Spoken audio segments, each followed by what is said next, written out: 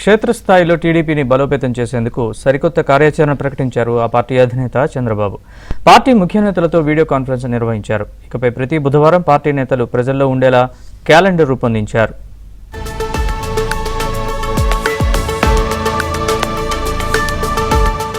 AP CM Chandrababu శనివారం party ప్రధాన కార్యదర్శులు, జోనల్ ఇన్ఛార్జీలతో వీడియో కాన్ఫరెన్స్ నిర్వహించారు.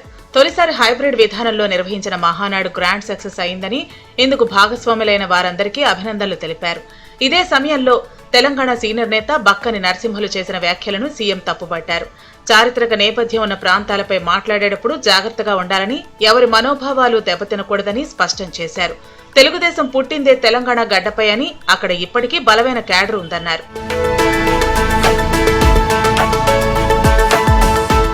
మహానాడులో ఆమోదించిన 33% మహిళా రిజర్వేషన్ అంశాన్ని ప్రజల్లోకి బలంగా తీసుకువెళ్లాలని చంద్రబాబు ఆదేశించారు.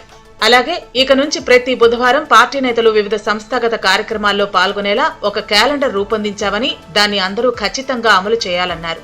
ఒక బుధవారం క్యాడర్తో సమావేశం, మరో బుధవారం పార్టీ నేతలతో భేటీ, ఇంకొక బుధవారం జిల్లా నేతలు భేటీ, మరో బుధవారం ఫీల్డ్ విజిట్లు పెట్టుకోవాలని ఎమ్మెల్యేలు, జోనల్ ఇన్ఛార్జీలకు బాబు స్పష్టమైన దిశానిర్దేశం చేశారు.